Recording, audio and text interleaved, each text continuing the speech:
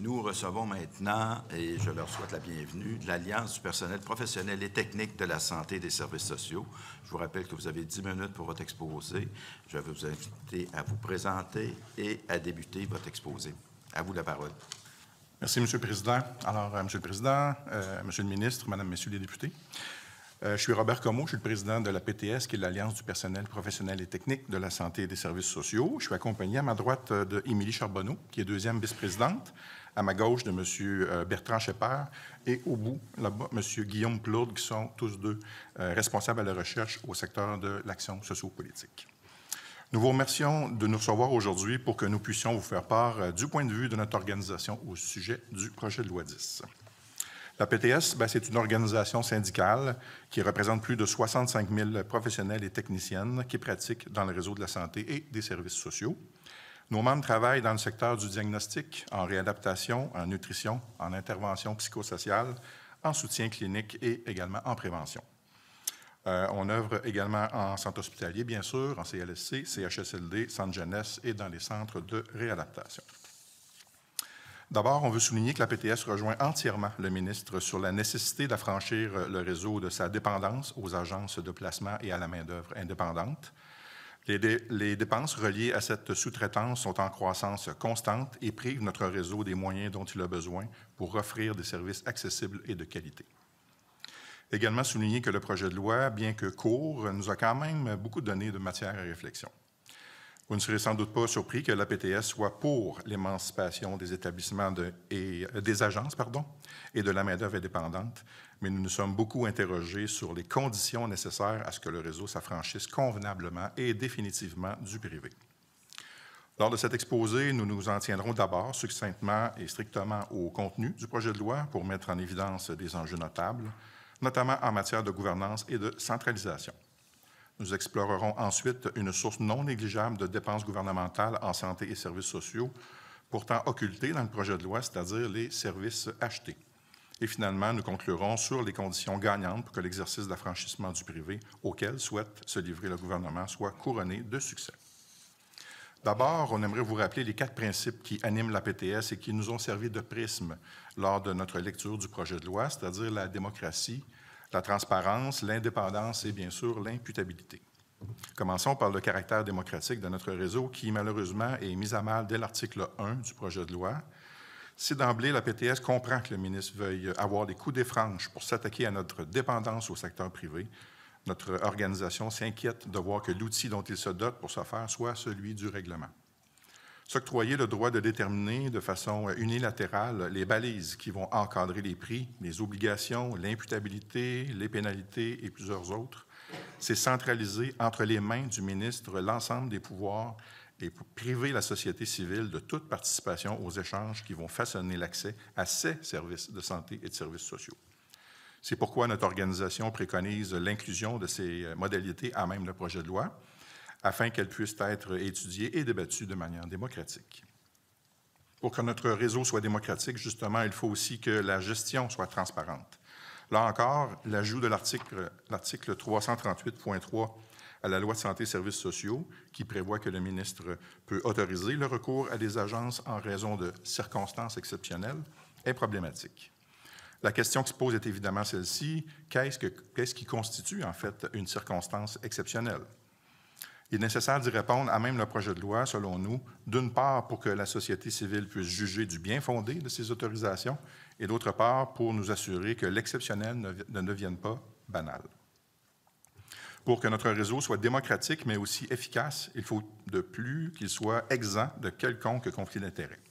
La PTS est donc préoccupée par les dispositions qui concernent le processus d'enquête en cas de violation ou d'infraction au règlement. Non seulement c'est au ministre que revient le droit d'autoriser la tenue d'une enquête, mais celle en plus lui pourra choisir qui enquêtera sur les établissements présumément fautifs. Vous en conviendrez, c'est une pente glissante quand on sait que les administrateurs des établissements sont également nommés par le ministre. Pour éviter toute apparence de conflit d'intérêts, la PTS recommande donc de confier ce mandat à la vérificatrice générale dont l'indépendance ne devrait pas être remise en question. Toujours dans le même souci de transparence et d'imputabilité, notre organisation croit que les établissements devraient être audités à tous les 3 ans et que leur rapport financier devait être déposé annuellement par le ministre devant la commission parlementaire compétente pour fin d'étude. Finalement, nous croyons qu'un article interdisant catégoriquement le recours aux agences de placement, sauf lors de situations exceptionnelles bien définies, doit être inclus au texte de loi. Monsieur le Président, Monsieur le ministre, Madame, Messieurs les députés, j'aimerais maintenant vous amener dans un carré de sable un peu différent de celui tracé par le projet de loi 10, mais qui lui est similaire à bien des égards et mérite également notre attention, votre attention, celui des services achetés. Deux choses distinguent principalement les dépenses en main-d'œuvre indépendante des services achetés. D'une part, les services achetés incluent des fournitures, comme l'achat, par exemple, de produits de contraste en imagerie médicale. D'autre part, lorsque les services sont rendus en dehors de l'établissement, comme dans le cas où un établissement, un hôpital, sous-traite complètement sa liste d'attente en imagerie médicale à une clinique privée. Cette distinction faite, je vous réfère à l'annexe 2 de notre mémoire, pour constater par vous-même que ce poste de dépense est 3 fois plus lourd que celui de la main-d'œuvre indépendante et qu'il ne cesse d'augmenter. Et ça nous préoccupe. Comme nous représentons notamment le personnel des plateaux techniques, nous nous sommes livrés aussi à quelques extrapolations en nous basant sur les tarifs facturés par la compagnie Philips pour les travaux d'entretien et de réparation d'équipements en imagerie par résonance magnétique. Si ces travaux étaient effectués à l'interne par nos technologues en génie biomédical, qui sont tous employés du réseau, rémunérés à l'échelon le plus élevé, ils nous en coûteraient 3 fois moins cher, et nous parlons ici de dizaines de millions de dollars. Donc, en ignorant les services achetés, le ministre fait fi d'une partie du problème et se prive de sommes importantes. La PTS recommande donc à la Commission d'intégrer dans le projet de loi 10 un article indiquant clairement l'intention du ministre de s'attaquer aux dépenses en services achetés à court ou à moyen terme. Finalement, Monsieur le ministre, je ne vous apprends rien en disant que légiférer ne suffit malheureusement pas. En ce sens, nous sommes surpris qu'aucun exercice de planification de la main-d'œuvre ne soit prévu et qu'un plan de transition n'ait pas été déposé en amont au début du projet de loi 10. Avec un taux de chômage inférieur à 6 %, le choix ne manque pas et plusieurs optent déjà, malheureusement, pour une réorientation de carrière. Un retrait immédiat des agences de placement et de la main-d'œuvre indépendante à ce stade-ci aurait aussi un impact direct sur la stabilité déjà précaire des équipes et, à terme, des conséquences néfastes sur l'attractivité et la rétention du personnel au sein du réseau. Pour que la transition agence-réseau soit réussie, une amélioration substantielle des conditions de travail dans le réseau est incontournable.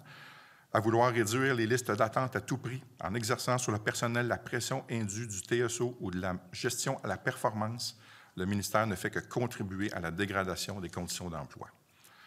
Comment s'étonner ensuite que les salariés quittent et que l'on se retrouve dépendant du privé pour maintenir une apparence d'offre de soins de service?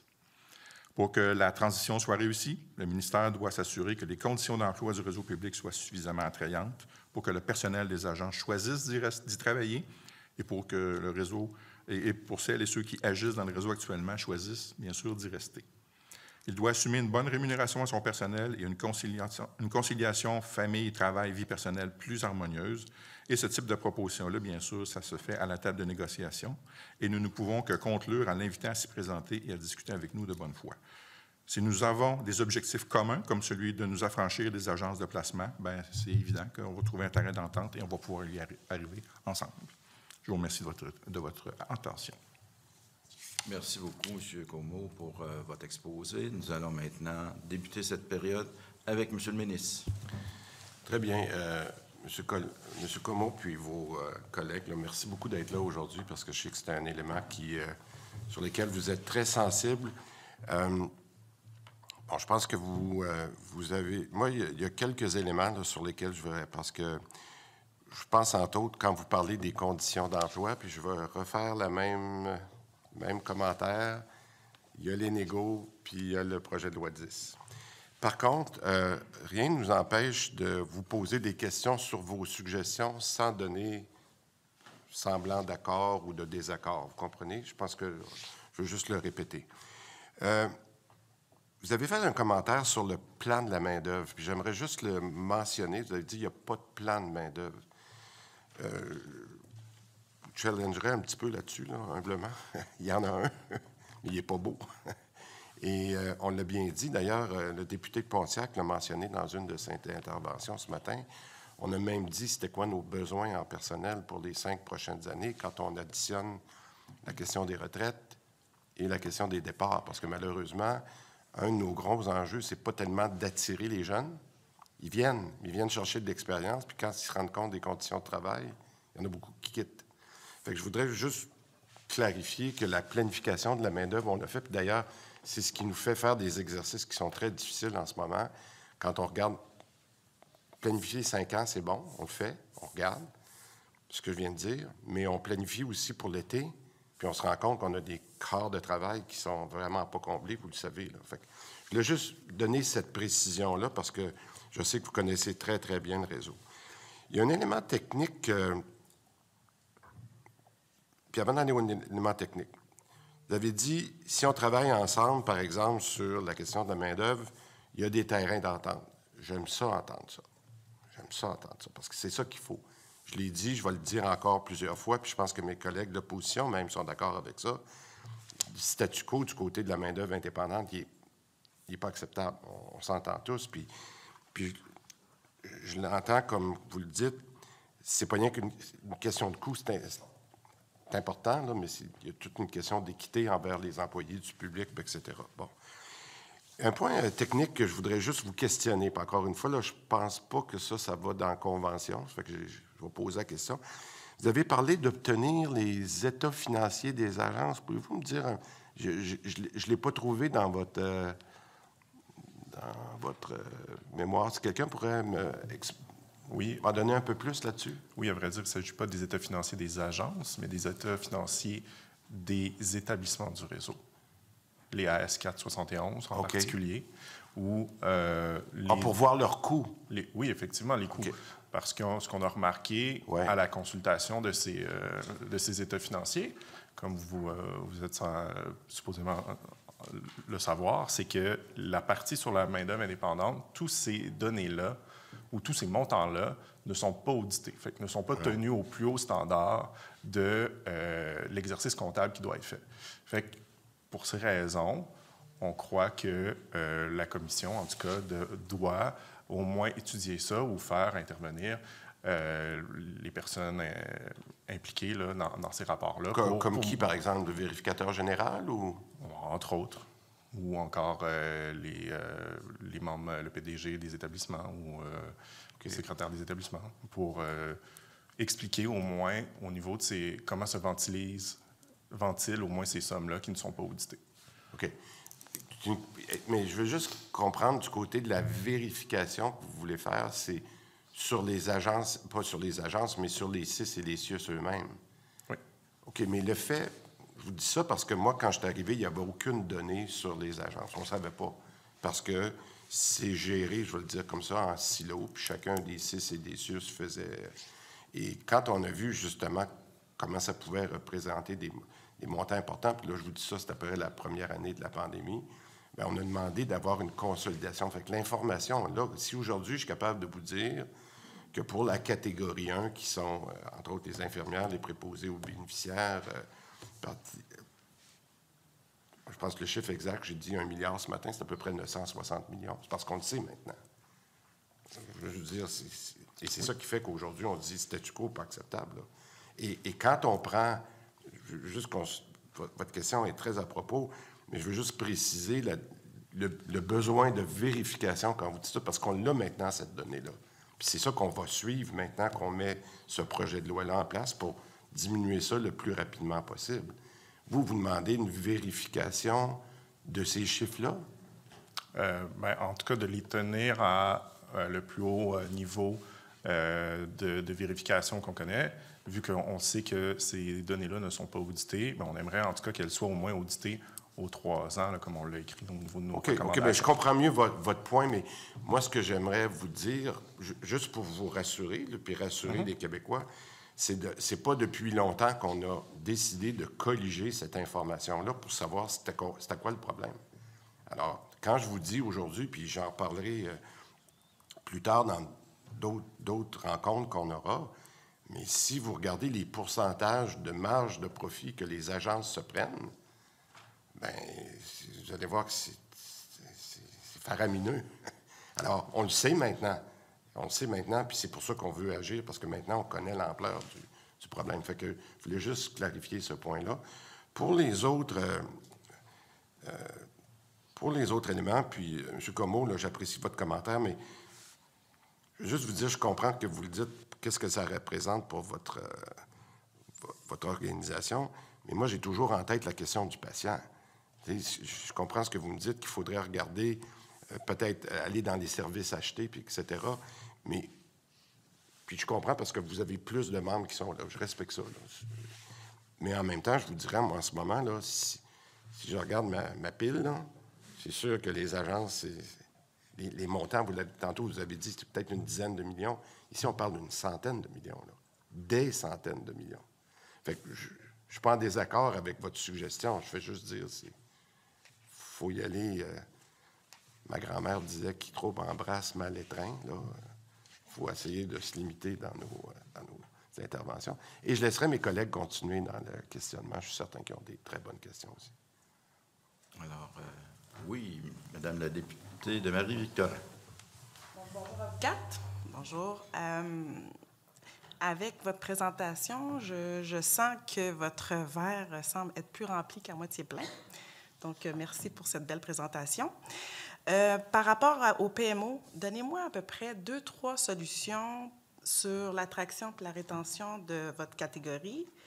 Puis l'autre question que j'avais aussi, avez-vous l'information sur vos membres qui ont fait le saut en agence ou qui sont revenus dans le réseau public et combien? Puis quel type d'emploi dans votre catégorie? Je sais que vous en avez beaucoup. Fait quel type d'emploi qui a plus d'enjeux en lien avec la MOI? On a beaucoup le travail social. On a quand même pas mal de travail en main-d'œuvre indépendante, le génie biomédical. On en a aussi au point de vue de l'imagerie médicale, des laboratoires, de plus en plus dans les centres de jeunesse. Donc, on peut parler d'éducateurs sur des corps de travail qui sont moins favorables, je vous dirais. Donc, ça touche quand même, dans nos 109 types d'emplois, on en a quand même pas mal qui sont visés.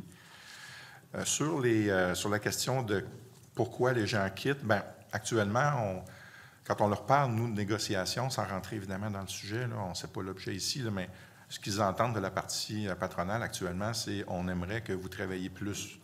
C'est 35 heures semaine, et nous, on vous offre maintenant 37 heures et demie, puis on parle même peut-être d'un 40 heures. Juste l'effet de laisser planer ces choses-là est un petit peu déstabilisant, puis la conciliation travail-vie personnelle devient plus difficile, je vous dirais, à ce moment-là. Et on essaie de garder nos gens en leur disant, ben non, on va trouver d'autres solutions au lieu d'augmenter le nombre d'heures, plus pour que vous soyez capable d'organiser votre vie aussi autre que celle du travail. Alors, il y a vraiment ces signaux-là qui sont envoyés actuellement qui nous refroidissent un petit peu. Les gens quittent, oui, pour le salaire, mais pas uniquement pour ça. C'est vraiment beaucoup autour de l'organisation de la vie personnelle.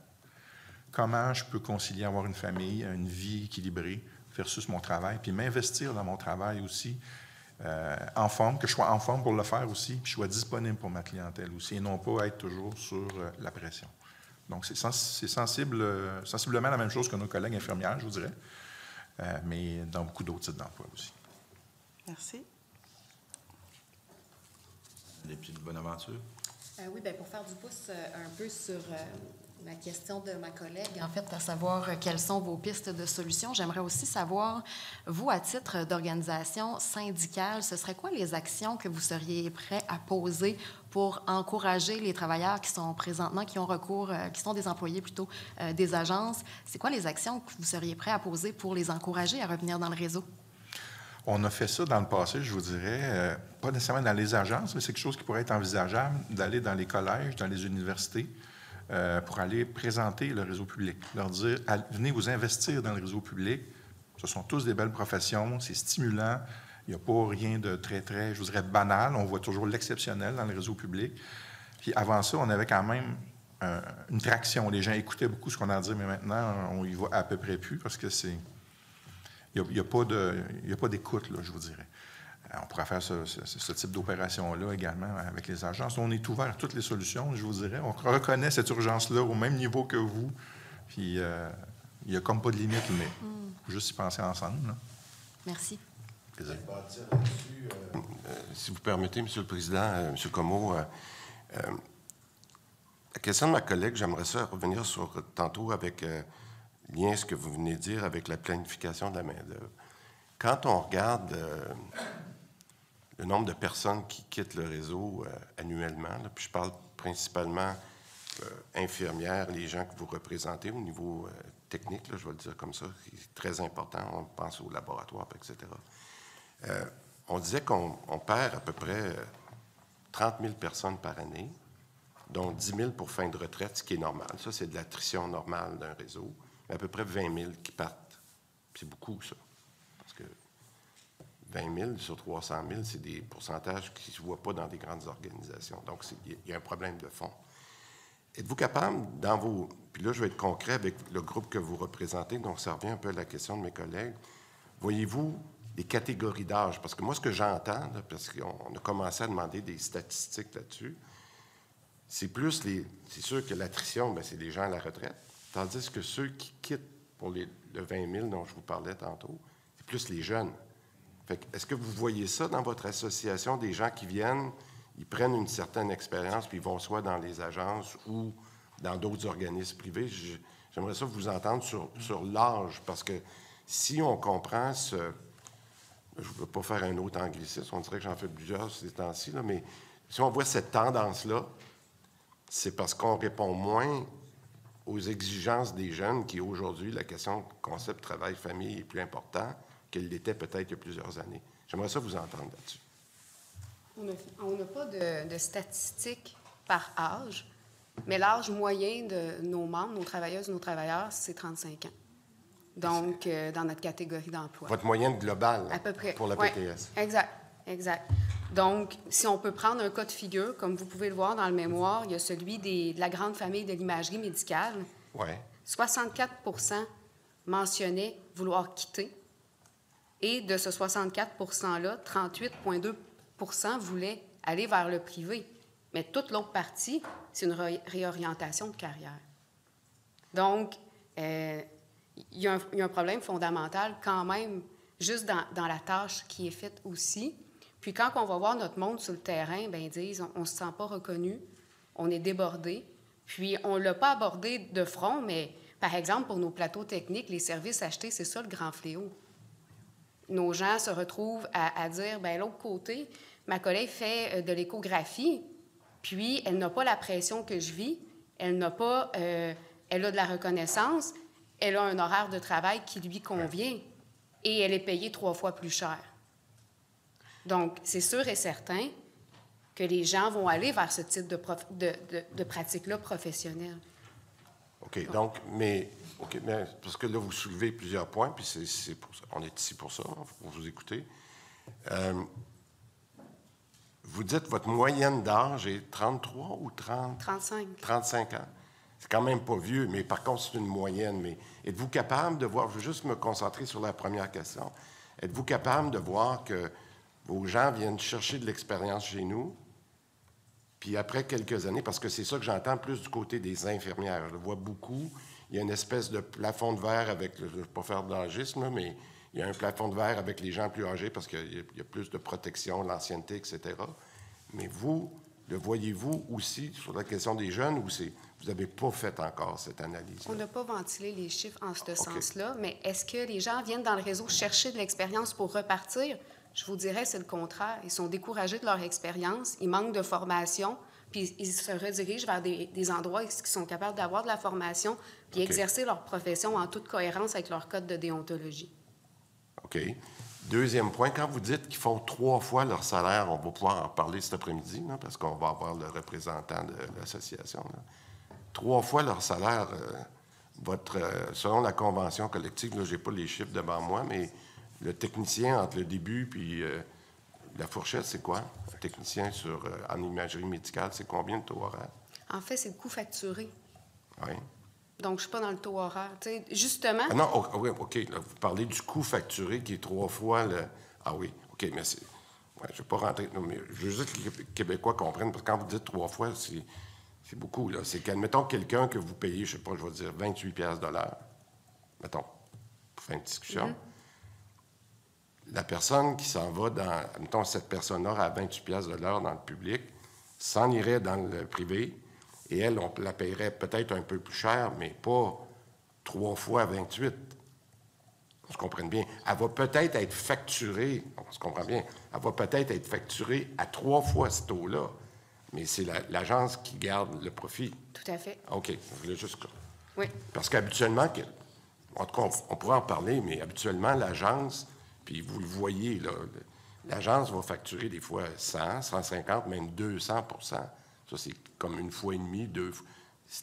Vous me demandez si c'est exagéré. Oui, c'est exagéré. Là, je voulais comprendre votre 3 fois, là, parce que, oui, on a des agences qui ont chargé jusqu'à 400 $ de l'heure, mais c'est pas c'est épouvantable, là. Ça, c'est mais de là, presque criminel, ça. l'importance, puis je reviens un petit peu aux jases qu'on a eues au début, de là, l'importance d'auditer. Par exemple, pour les contrats en services achetés, on ne sait pas tout ce qui comprend, mais on sait qu'il y a une explosion des coûts. Donc, comment ces contrats-là sont construits? On sait que des grands bouts de nos listes d'attente sont transférés au privé. Mais lorsqu'on demande d'avoir accès à ces contrats-là pour savoir ce qu'ils contiennent, notamment le taux horaire des services qui sont achetés, bien, on n'y a pas accès. De là, l'idée d'avoir une transparence au niveau de la comptabilité puis des services qui sont achetés. On sait, il y a un grand pan qu'on vient de découvrir, celui des agences sur les services qui nous coûtent. C'est épouvantable. Ouais. L'autre bout de notre angle mort qu'on doit absolument s'occuper, c'est celui des services achetés, puis non seulement des contrats de ces services achetés-là. Je comprends. Vous avez levé un nouveau drapeau par rapport à ce qu'on aura à faire comme travail, à ce que M. le ministre aura à faire. Mais maintenant, je vais céder la parole au... Hein? Oui, je passe la parole au député de Pontiac. Merci, M. le Président. Bonjour, avocate. Merci d'être là et de nous partager certains de vos constats de votre expertise et de votre expérience. C'est grandement apprécié et grandement utile dans l'étude du projet de loi qu'on a devant nous. Je vais commencer, peut-être juste une remarque, là. Monsieur le ministre nous dit charger 400 $, c'est presque criminel, là. Payer 400 $, c'est pas bien mieux, là. Un contrat, ça marche des deux bords aussi. N'empêche, il y a quelqu'un qui a accepté de payer 400 $ de l'heure pour ça. Alors, il y a de l'imputabilité à y avoir. On a un échange, par contre, avec les gens. Moi, j'essaie de comprendre la différence entre l'annexe 1 puis en fait, je la comprends, la différence entre l'annexe 1 puis l'annexe 2, là, mais pourquoi vous essayez de nous présenter dans l'annexe 2 l'évolution des dépenses en main-d'œuvre indépendante pour la catégorie 4? Ce que vous essayez de démontrer, c'est que vous êtes une grande partie, j'imagine, des dépenses totales en main-d'œuvre indépendante, c'est ça? Si je peux me permettre, à vrai dire, c'est un peu le contraire. La catégorie 4 est probablement la catégorie qui est le moins affectée des 4 catégories par la main-d'œuvre indépendante. Okay. Par contre, ce qu'on essaie d'illustrer par ce fait même-là, quand vous me parlez là, spécifiquement là, de la MOI en catégorie 4, à l'annexe 1, on le compare uniquement aussi aux services achetés sur les plateaux techniques. Pourquoi les plateaux techniques? Parce que c'est les comptes les plus facilement identifiables pour nous au niveau des AS471. À partir de là, quand on prend juste les plateaux techniques, on se rend compte que là, on dépasse de grandement les sommes en MOI en catégorie 4, d'où l'importance de s'attaquer au problème des services achetés. Il y en a. Okay. À partir de là, ce qu'on essaie de faire dans l'autre annexe, c'est de vous dire, c'est bien beau toute la MOI là, en termes général, en termes macro, mais effectivement, vous manquez d'un autre angle mort, les services achetés pour l'ensemble du réseau. Il y a quelque chose à faire là. C'est ça qu'on est en train de dire avec la démonstration de ces annexes-là. OK. Dans le fond, démontrer que les services achetés, c'est un immense chiffre là, en comparaison avec tout le reste. Bien, si vous voulez des chiffres plus précisément, l'ensemble de la MOI, là, tout centre d'activité là, confondu, avec les calculs qu'on a selon les AS471, là, on arrive là, à peu près à 1,2 milliard pour la MOI totale dans la M3S. Mm-hmm. Quand on arrive, puis on fait le même exercice pour les services achetés, on arrive à 3,5 milliards. Mm-hmm. OK. Mais ça, c'est votre recommandation numéro, je l'ai vu en quelque part là, sur les services achetés, là, numéro 6, qu'un article indiquant clairement l'intention du ministère de poursuivre une diminution des dépenses en services achetés à court ou moyen terme soit intégré au PL10. Mais je lis votre recommandation, puis elle est très peu contraignante, disons. C'est de demander une espèce de... Vous voulez que le gouvernement déclare une intention. Est-ce que vous ne pensez pas ça a besoin d'être un petit peu plus contraignant puis de vraiment faire partie d'une interdiction éventuelle? Je vous demande votre point de vue. Là. Je ne sais pas de le débattre, j'essaie juste de le comprendre. Bien, en fait, c'est sûr et certain qu'on s'en va vers... Le but de nous, c'est qu'il n'y en ait plus de privé. Donc, notre but, c'est pas de le contrôler, c'est de le retirer. Puis, il faut lire la recommandation 6 en vertu de la recommandation 1, puis des recommandations qui sont au préalable. On demande quand même, dans le fond, d'avoir accès au règlement, qu'il soit intégré au projet de loi pour qu'on puisse en débattre. Ouais. Donc, à partir de ce moment-là, nous, on dit, si en plus, on adjoint la question des services achetés, bien, on va pouvoir débattre des vraies choses si on est capable de débattre du règlement. Par la suite, les services achetés, on dit, on veut mettre des mesures de contrôle autour de ces services achetés-là, qui est celui de la vérificatrice générale, afin de pouvoir vérifier est-ce qu'on fait bien les choses, est-ce qu'on est capable de suivre qu'est-ce qu'on s'est donné comme projet. Puis par la suite, on se dit, en plus de ça, donnons-nous des outils aux 3 ans pour être sûr et certain que qu'est-ce qu'on s'est donné comme projet de société, puis on s'assure d'être capable de le maintenir dans le temps. Donc, la recommandation 6, elle est vague, mais elle est quand même encadrée par nos intentions qui sont couvertes par l'ensemble des autres recommandations. C'est incarné. Là. OK. Mais je suis d'accord avec vous sur quand vous dites parler des premières recommandations, là, on dit, OK, bien, ça devrait être, on devrait pouvoir en débattre de ce qui est la structure du projet de loi, comme appelait ça, comme monsieur le ministre appelait ça tantôt. Là. Effectivement, là, ça demeure un projet de loi qui est très, très, très... très flou, disons, où on sait que le ministre se donne des pouvoirs, mais on ne sait pas lesquels, comment, de quelle façon, ça va être quoi les taux maximum, etc. Donc, je suis d'accord avec vous là-dessus.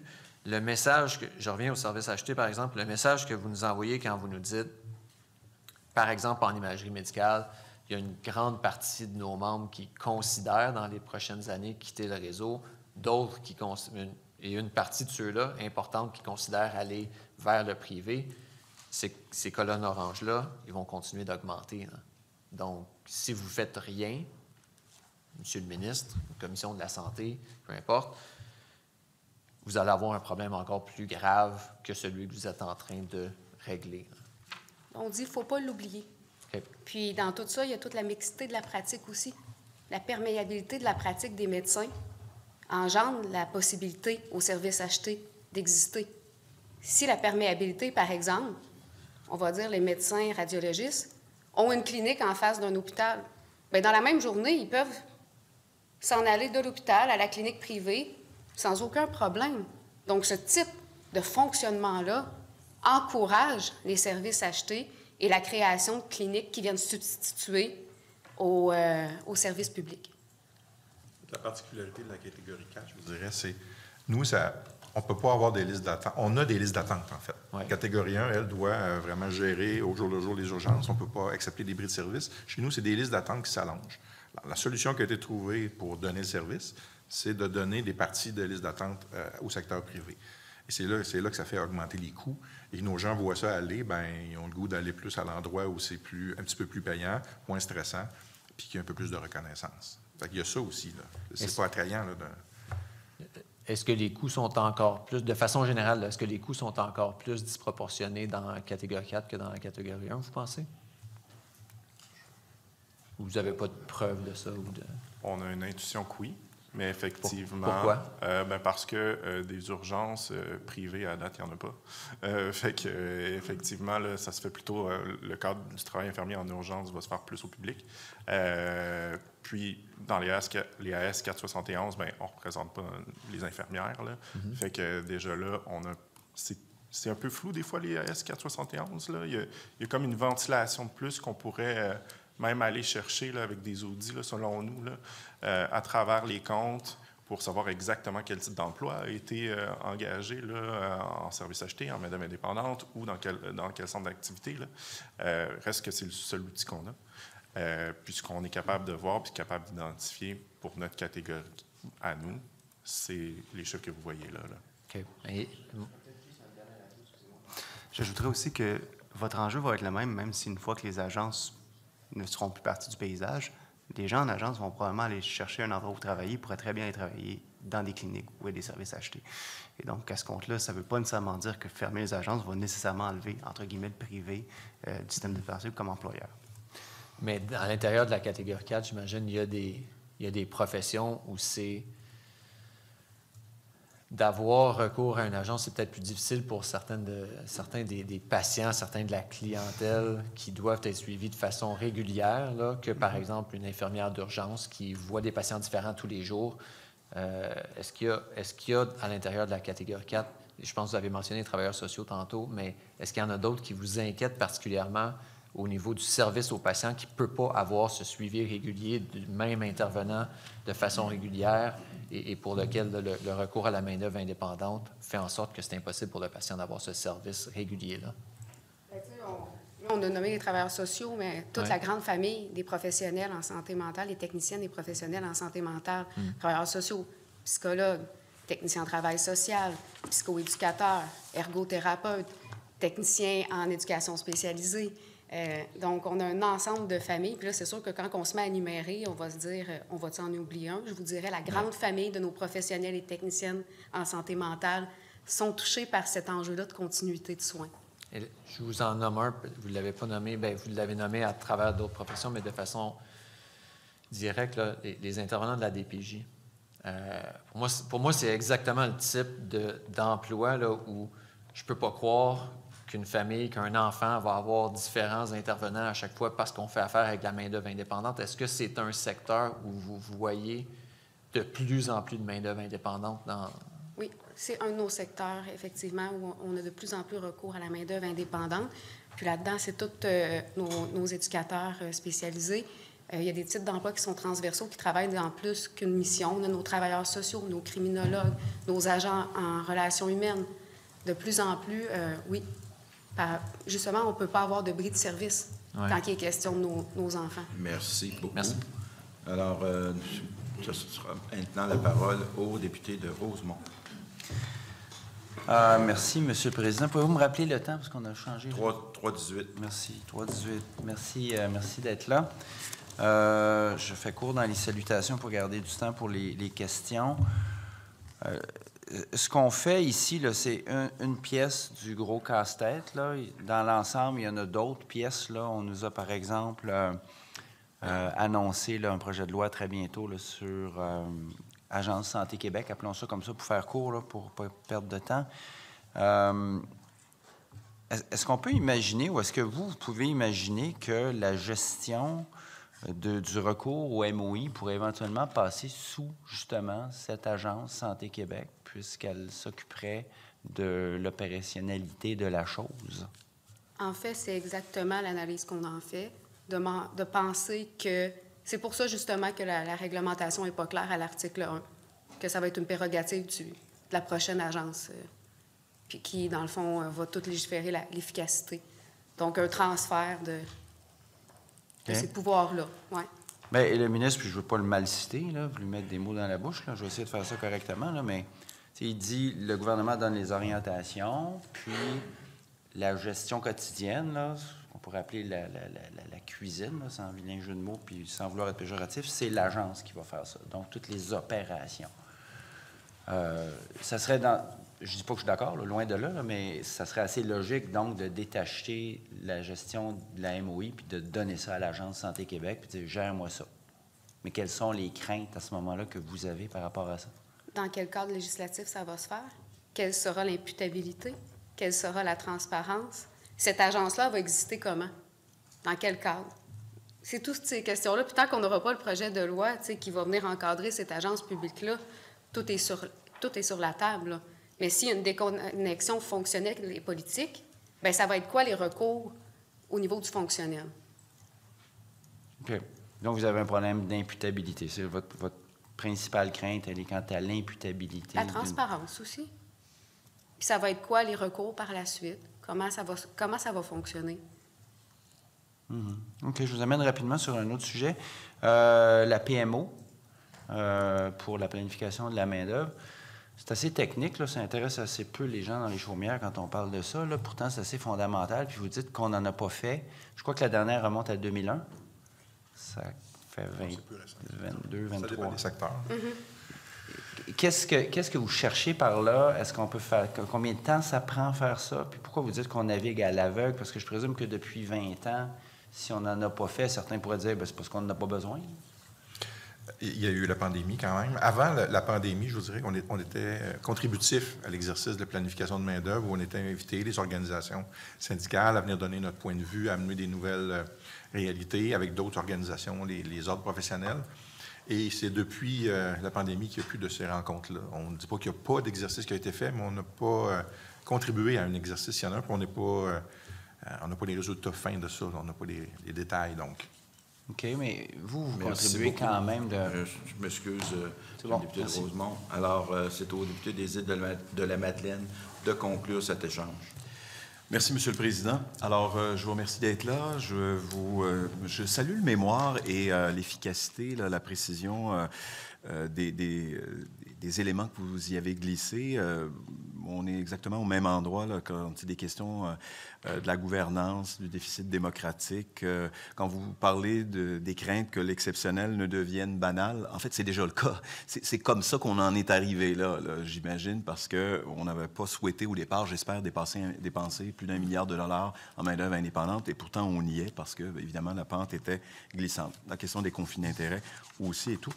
Une petite question sur la différence entre les grands centres et les régions. Vous parlez notamment de grands travaux qui devront être menés par le ministère. Vous voyez quoi pour s'assurer justement qu'on atteigne l'objectif d'ici 2 ou 3 ans de pouvoir combler ces pénuries de main-d'œuvre autrement que par la main-d'œuvre indépendante dans les régions comme la Basse-Côte-Nord, l'Abitibi, la Gaspésie, les Îles-de-la-Madeleine, de façon succincte?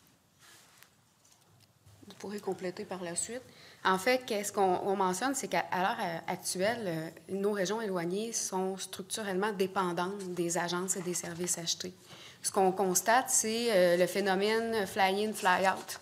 Donc, c'est des travailleuses, des travailleurs qui viennent simplement pour ça, mais qui n'incarnent pas l'occupation du territoire. Donc, on a besoin de leur offrir des maisons, des conditions de travail, des primes? Bien, un peu de tout ça, mais je pense qu'on doit s'asseoir puis réfléchir à qu'est-ce qu'on a envie de faire pour l'occupation de nos territoires, puis pour la pérennité des services et des populations qui sont sur place. Puis pour ça, je pense qu'une des façons qui serait intéressante, justement, on l'a mentionné, puis il y a d'autres acteurs qui l'ont mentionné, celui du plan.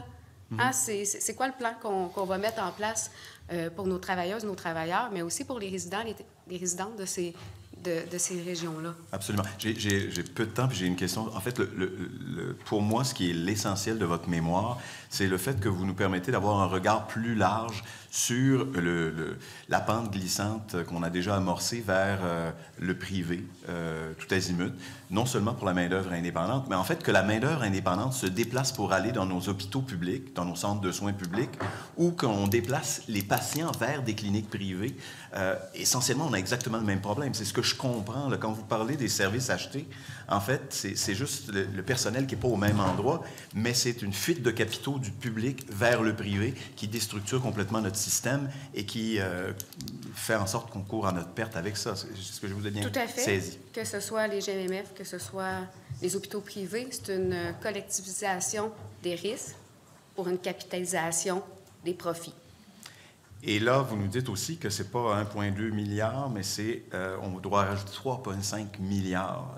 C'est comme si le projet de loi ne touchait pas le bon objectif si on veut parler de finances publiques, en tout cas, et de système public. Oui, c'est ça, en service acheté, 3,5. Ce qu'on mentionne, c'est que si on veut atteindre l'objectif philosophique qui est nommé dans le projet de loi, on doit absolument s'attaquer aussi aux services achetés. Merci beaucoup. Merci. Merci beaucoup de votre contribution à nos travaux. Je suspends ces travaux jusqu'aux avis touchant les travaux des commissions vers 15h15. Merci.